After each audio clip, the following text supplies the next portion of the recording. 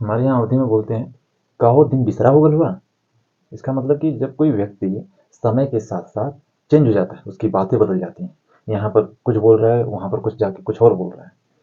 अर्थात जब व्यक्ति विशेष समय के साथ साथ बदल जाता है, उसकी बोलने की तहजीब बदल जाती है, टोन बदल जाते हैं, नहीं बोलते हैं कि सेंस, मतलब ये सब चीज़ें जब बदलती हैं ना, तो उन्हें लोग बोलते हैं कि दिन बिसरा हो गए हैं।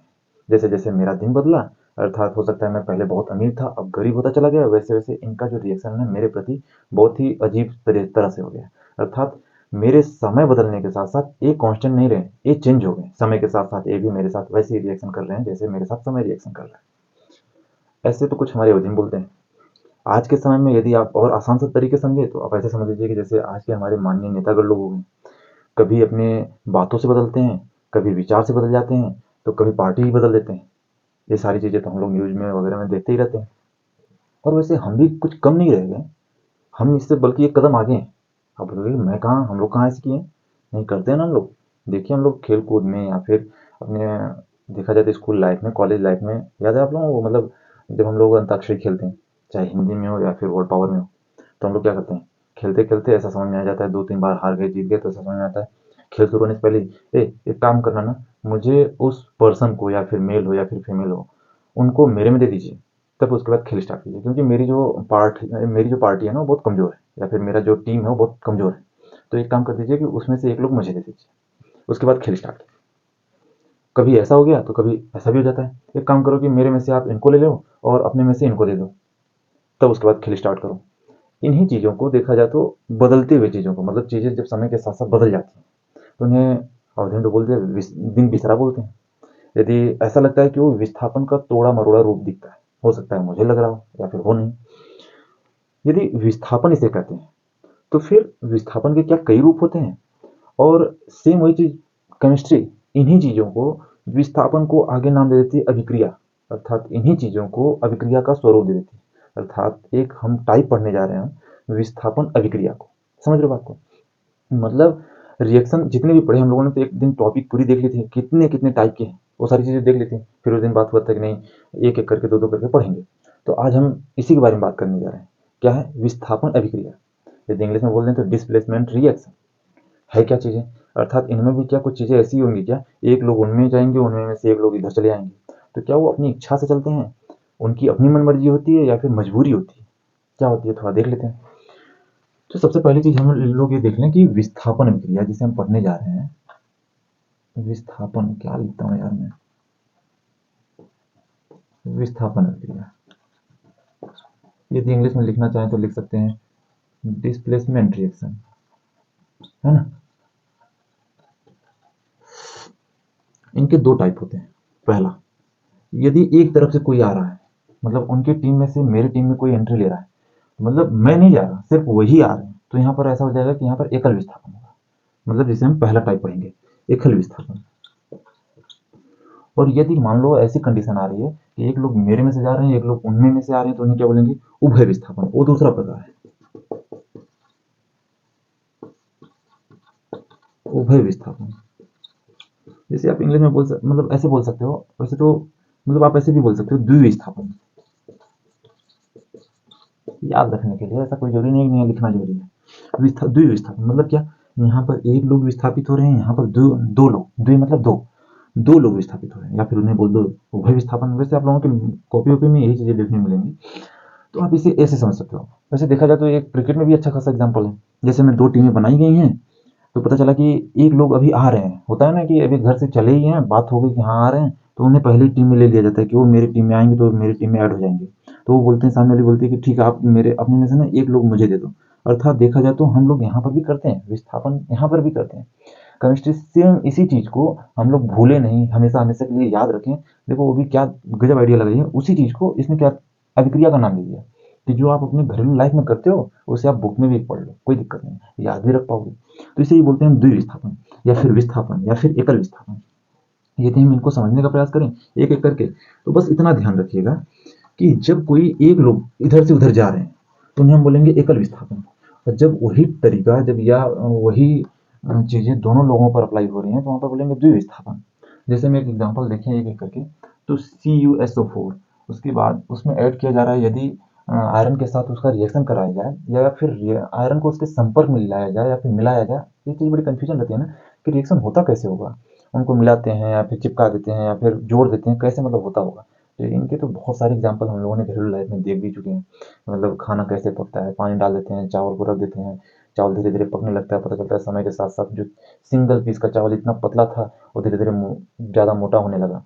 देखते हैं बासमती चावल लेने जाओ, बोल दो 1 किलो चावल दे दो, बोलो ध्यान से, दुकान वाला भी बताता है भैया इसको ध्यान से बनाना, क्योंकि इसको इतना डालोगे ना तो ये इतना हो जाएगा। वहाँ पर भी रिएक्शन होती है। रिएक्शन को हम देखते भी हैं अच्छे से कि पानी धीरे धीरे चावल जो है पानी को एब्जॉर्ब करता जाता है। सेम वही चीज़ें यहाँ पर भी होती हैं। मिक्स किया जाता है कभी संपर्क में आते ही, जैसे हम लोग खूब गर्मी से एकदम परेशान है, पता चला कि एसी वाले केबिन में चले गए या एसी वाले रूम में चले गए, जैसे लगता है हमारी बॉडी एकदम, हालांकि ये सारी चीज़ें देखा जाए तो बायोलॉजिकल इम्पैक्ट है या फिर इनको चीज़ें अलग अलग सब्जेक्ट में, लेकिन एक समझने के लिए हम लोग ऐसी चीज़ें हमेशा देखते हैं। सेम वही चीज़ यदि कॉपर सल्फेट को आयरन के साथ मिलाते हैं तो यहाँ पर देखने क्या मिलता है, FeSO4 प्लस क्या मिलेगा, Cu, कॉपर अलग हो जाता है। तो आपके दिमाग में फिर एक चीज़ हिट करेगी कि ये अलग क्यों होता है, कैसे होता है, रीज़न क्या है, मजबूरी है या फिर अपनी इच्छाएं हैं, कैसे। तो आप उसके लिए इन सारणी को याद कर लीजिए। ये क्या है, एक टेबल समझ लीजिए, जैसे हम लोग 2 1 जा 2 2 2 जा 4 पढ़ते हैं, हिंदी में पढ़ते हैं 2 के 2 2 दूनी 4, है ना। तो सेम वैसे समझ लीजिए कि ये टेबल है। मैंने तो याद ऐसे कर रखा है, जैसे क न क मांगे LG, LG, फिर लेड है, कॉपर है, क्या है, सिल्वर, गोल्ड, पीटी। याद तो मैंने ऐसे कर रखा है, आप कैसे याद कर रहे हो आप समझ लो। यदि एक लाइन में बोल दें तो कनक मांगे LG, फिर लेड है, कॉपर है, AU AG PT, या तो फिर ऐसे रख लो, सिल्वर ने AG को पीटा। अपने अपने तरीके होते हैं, आप भी एक तरीका ढूंढ लीजिए याद रखने के लिए। मिला जुला कर मुझे याद करना है, अरे इसमें है क्या चीज़, ये जरूरी क्यों है। तो आप देखोगे ना, जब भी रिएक्शन करा रहे हो, खास करके रिएक्शन हो जब डिस्प्लेसमेंट का है, तो समझ लीजिए कि ये एकदम उनके, क्या बोलूँ, इनके बगैर आप चल ही नहीं सकते। अच्छा, इनका महत्व क्या है, कैसे है, थोड़ा ये समझ लेते हैं। समझ लो ना, ये जो है ये इस फैमिली के सबसे बुजुर्ग आदमी, सबसे बड़े आदमी, मतलब अवस्था इनकी सबसे ज़्यादा है। जैसे जैसे आप नीचे आते जाते हो वैसे वैसे इन लोगों की एज कम होती चली जाती है, इनकी सबसे कम होती है ना। अच्छा, हम लोग अपने घर में करते क्या है, हमारी मतलब अपनी भी होती है ना घर में, एक मर्यादाएं होती हैं, एक सम्मान होता है एक दूसरे का। खाट पे बैठे हैं, घर पर कोई बड़ा आ गया तो पता चला हम खाट से उठ जाते हैं कि आप बैठिए, आप एज में बड़े हो या फिर पद में बड़े हो, होता है ना। हम हट जाते हैं, नीचे बैठ जाते हैं, बगल में बैठ जाते हैं या फिर उठ ही जाते हैं, चेयर पर बैठे हैं तो चेयर उठा के थमा देते हैं, पकड़ा देते हैं कि आप बैठिए मैं खड़ा हो जाता हूँ, ऐसा होता है। आज समय के साथ साथ भले हम वो चीज़ें छोड़ते चले जाएं, लेकिन इनको एक बार बता दिया गया कि घर में सबसे बड़े ये हैं, इनको देखना है तो अपनी चेयर को छोड़ना है, इनको भी बता दिया गया है ना। मतलब ये जितने लोग हैं उनको सभी लोगों को ये सूचित कर दिया गया कि नहीं, हाँ आप जो है इस फैमिली में इस लेवल पर हो, अर्थात आपसे सीनियर, आपसे बड़ा कोई भी आएगा आपको चेयर छोड़नी अनिवार्य है। और ऐसा नहीं कि इनकी मजबूरी है, इनके कल्चर में हो चुका है, इनके अंदर वो चीज़ें एकदम अच्छी तरह से बैठ चुकी हैं। जैसे हम करते हैं ना, हमें बताना थोड़ी ना होता है कि नहीं आप कोई घर में बड़ा है तो पैर छू, हम लोग खुद ही स्वतः छूते हैं ना, नहीं हम मतलब आशीर्वाद लेने के लिए। अब वो भी तो नहीं ठेकुने के यहाँ से मतलब ऊपर से झुक गए, थोड़ा सा पैर छू लिए, थोड़ा अच्छे से पंजा छूते हैं ना।